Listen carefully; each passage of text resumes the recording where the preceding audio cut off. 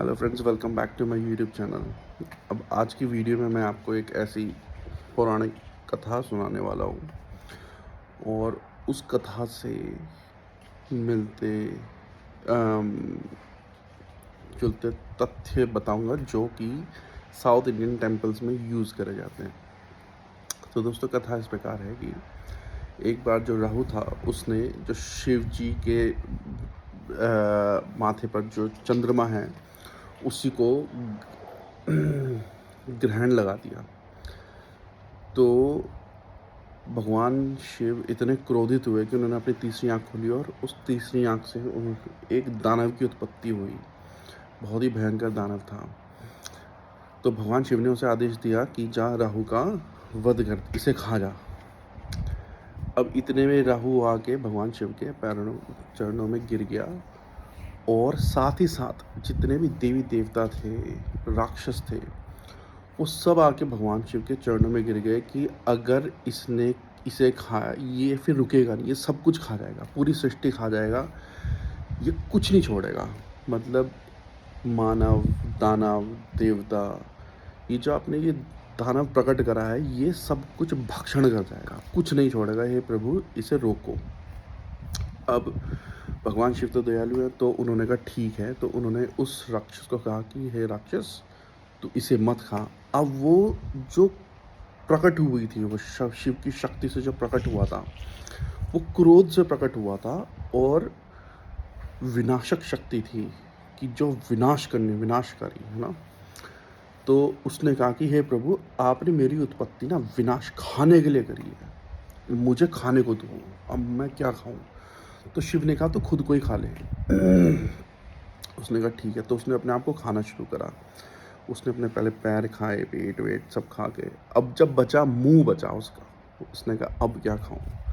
तो भगवान शिव उसकी इस आज्ञाकारी होने की वजह से इतने प्रसन्न हुए, उन्होंने कहा कि जा, आज के बाद तू मेरे मंदिरों में बाहर रक्षा के स्वरूप में खड़ा रहेगा और जो भी भक्त मेरे दर्शन करने आएगा उसकी नकारात्मकता तू खाएगा।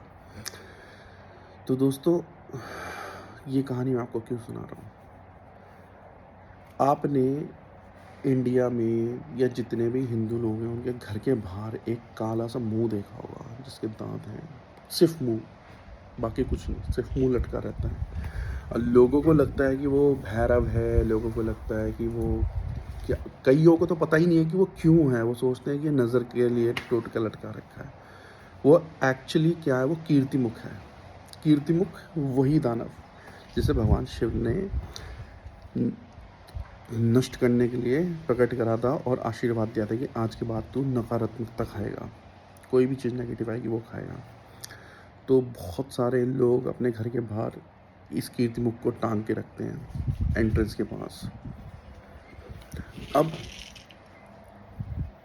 अगर आप कोई भी साउथ इंडियन टेम्पल देखोगे ना, उन साउथ इंडियन टेम्पल्स में आपको कीर्तिमुख ज़रूर मिलेगा। लेकिन नॉर्थ इंडिया में आपको ये बहुत रेयर है कि आपको कहीं कीर्तिमुख बना मिले, जैसा कि आप ये देख रहे हो। तो दोस्तों, अब मैं आपको दिखा रहा हूँ, ये देखो, ये साउथ इंडियन टेम्पल है और इसमें आप टॉप पे ये जो देख रहे हो ना, जो दांत दांत निकले, ये कीर्तिमुख है। और कीर्तिमुख का मुंह जो बनाया गया है वो हर डायरेक्शन में आपको बना हुआ मिलेगा। क्यों?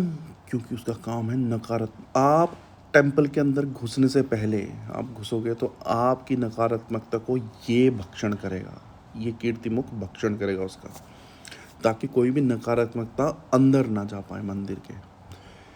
टेक्नोलॉजी है यार, टेक्नोलॉजी है भाई, ये टेम्पल नहीं है, साइंटिफिक टेक्नोलॉजीज़ हैं। उसका एक रीज़न है। हम लोग राक्षस राक्षस बोलते हैं। मैं आपको अभी दिखाऊंगा थोड़ी देर में। ये यहाँ का पर्थ हिंदू टेम्पल है और मैं इसी वजह से इतना ज़्यादा इम्प्रेस रहता हूँ ये साउथ इंडियन टेम्पल से, क्योंकि ये फुल लॉजिकल वे में बने हुए होते हैं, पूरे लॉजिकल वे में। फॉर एग्ज़ाम्पल, अभी आप ये बाहर ये जो दो गण देख रहे हैं, ये जो खड़े हैं भाई, ये भी राक्षस हैं। क्यों हैं द्वार पे? ये कीर्तिमुख क्यों लगाया हुआ है? इसका रीज़न क्या है? इसका रीज़न बहुत सिंपल है भाई, कि जो नकारात्मकता है, ये देखिए दांत, देखिए ये देखो दांत, देखो दिख रहे हैं दांत? ये आपको देवता लग रहे हैं? देवता नहीं है ये। अब आप अंदर आइए, ये देवता नीचे हैं और ऊपर कीर्तिमुख। भाई आप अंदर जाने से पहले, किसी भी द्वार में अगर आप अंदर जाओगे, उससे पहले आपको कीर्तिमुख मिलेगा, कि आपकी नकारात्मकता मंदिर के अंदर ना जा पाए, वो एंट्रेंस पे ही खा जाए। ठीक है? हर देवी देवता के ऊपर, ये भैरव की मूर्ति है। भैरव तो स्वयं नकारात्मकता का भक्षण करते हैं, लेकिन उनके ऊपर भी कीर्तिमुख लगा रखा है। ये देखो कीर्तिमुख, सब जगह आपको कीर्तिमुख मिलेगा। ये माता है, माता के ऊपर भैरव, उनका भैरव बैठा और बगल में कीर्तिमुख लगा रखे हैं। ठीक है? ये हनुमान जी हैं, उनके ऊपर कीर्तिमुख लगा रखे हैं। क्योंकि अब ये देखो, ये राक्षस हैं, ये उनके गण जो हैं, ये राक्षस हैं, क्योंकि भाई अब मैं आपको क्या बताऊं, ये लॉजिक है भाई, ये लॉजिक है। अभी आपने ये वीडियो देखी जिसमें मैंने आपको दिखाया कि जगह जगह पे कीर्तिमुख बनाया हुआ है, और बाहर मंदिर के एंट्रेंस पे आपको राक्षस खड़े हुए मिलेंगे, उनके गण खड़े मिलेंगे। ये एक मिसअंडरस्टैंडिंग है। एक, मुझे लगता है कि जो दंत कथाएं बनाई गई थी कि भाई राक्षस ये है, राक्षस वो है। राक्षस का मतलब क्या है? रक्षक। ठीक है? जब सबसे पहले, जब ब्रह्मा ने सृष्टि का निर्माण करा, उसमें जब पृथ्वी बनाई, पृथ्वी सबसे पहले जल बनाया, जल से उत्पत्ति हुई 2 स्पीशीज़ की, जल में से 2 स्पीशीज़ निकली। तो एक से पूछा कि तुम क्या करना चाहते हो? उन्होंने कहा कि हम इस जल की, क्योंकि जल ही जीवन है ना, जल ही जीवन है, हम इस जल की यक्षणा करेंगे। तो उन्होंने कहा आज से तुम यक्षणा करोगे, तो आज से तुम यक्ष कहलाओगे। ठीक है? फिर जो दूसरी स्पीशी निकली, उनको पूछा कि तुम इस जल का क्या करोगे, इस जल के लिए क्या करोगे? उन्होंने कहा हम इस जल की रक्षा करेंगे, रक्षा के लिए। तो उन्होंने कहा आज से तुम रक्षक कहलाओगे, रक्षक। राक्षस बाद में बना, रक्षक से राक्षस बनाया गया। ठीक है? तो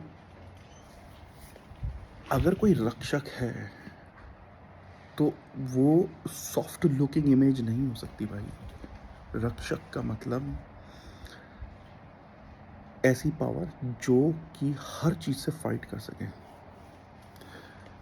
इसीलिए वो, उनके दांत हैं बाहर प्रोट्रूडिंग आउटसाइड, और उनके पास भीषण शक्ति है, इसलिए वो राक्षस हैं,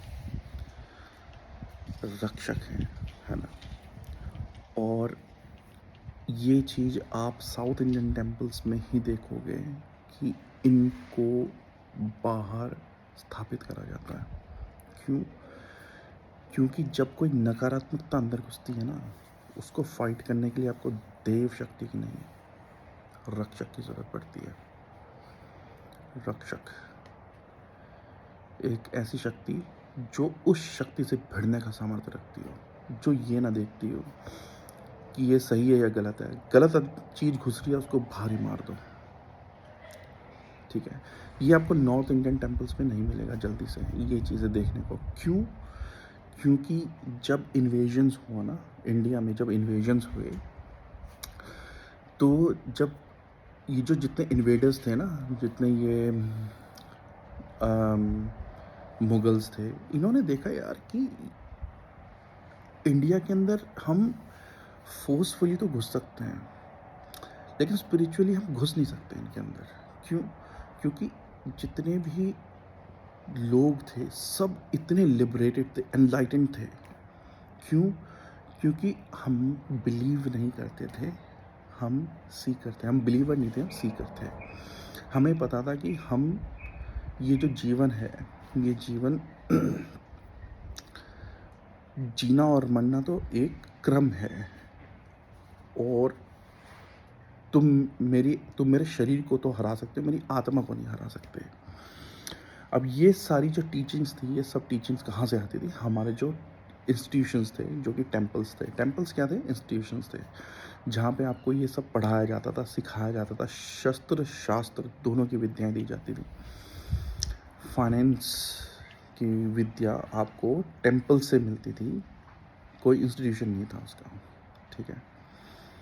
तो उनको क्या लगा कि अगर हमें इन्वेड करना है, इनको जीतना है, तो इनका ये जो सोर्स ऑफ स्ट्रेंथ है, इसे तोड़ना पड़ेगा, तोड़ के इसे मैनिपुलेट करना पड़ेगा। तो उन्होंने क्या करा, जितने भी एंशिएंट टेम्पल्स थे वो सारे तोड़ दिए, और वैसे ही टेम्पल बना दिए, ऐसे ही बना दिए कि उसके पीछे कोई लॉजिक नहीं था, कुछ नहीं था। तो उससे क्या हुआ कि जो हमारा जो एक पावर थी, the power of understanding, the power of truth, जो हमें नॉलेज थी, वो सारी डिस्ट्रॉय कर दी। अगर किसी भी रेस को अगर आपको चेंज करना है, तो आप उसको फोर्सफुली चेंज नहीं कर सकते। उसको चेंज करने के लिए आपको उनकी पूरी जो मेंटालिटी है उसे चेंज करना पड़ेगा। उनके बिलीफ सिस्टम, उनका जो क्राइटेरिया है, प्रोसेस है, उसे बदलना पड़ेगा। तो ये चीज़ें इनको, मुगल्स को और जब ब्रिटिशर्स थे, इनको समझ में आ गया कि अगर इंडियंस को हराना है, इनको दबाना है, तो इनकी जो स्ट्रेंथ है, जो पावर है, जो इनकी जो ऊर्जा है, इसको मैनिपुलेट करना पड़ेगा, ठीक है। तो उस मैनिपुलेशन के लिए ये इम्पॉर्टेंट था कि जो सोर्स ऑफ नॉलेज जहाँ से आ रही है, उस सोर्स को ही बदल दो। वो कैसे होगा? टेम्पल्स तोड़ दो, उसकी जगह दूसरे टेम्पल खड़े करो जिसका कोई हाथ पैर, सर पैर ना हो। साउथ जो है, साउथ अफेक्टेड नहीं हुआ, क्योंकि जितने भी इन्वेजन्स थे वो नॉर्थ में हम रोकते गए, बहुत सालों तक रोका। तो जो साउथ के टेम्पल्स हैं वो अब भी उस लेवल ऑफ साइंटिफिक बेस पे बनते हैं, और आपको उसके अंदर जाके, अगर आप एनर्जी सेंसिटिव हैं, तो आपको उसके अंदर जाके एक अलग ही ऊर्जा महसूस हो सकती है, बहुत ईजीली आप महसूस कर सकते हैं। हर स्ट्रक्चर के पीछे एक रीज़न है कि क्यों बनाया जाता है उसे। तो दोस्तों, ये दिखाना बहुत ज़रूरी था, और मुझे लगा कि ये नए साल में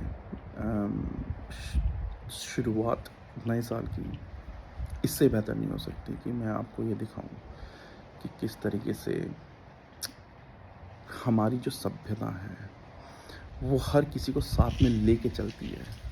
आप राक्षस हो, आप दैत्य हो, आप देवता हो, सबके लिए जगह है, सबके लिए जगह है ना। यदि आप किसी योनि में हो, उसका मतलब ये थोड़ी कि आप गलत हो। योनि तो कुछ भी हो सकती है। भगवान शिव के गले में सांप है, सांप वो सर्प योनि है। अब सांप का काम क्या है? सांप का काम है मारना, है ना।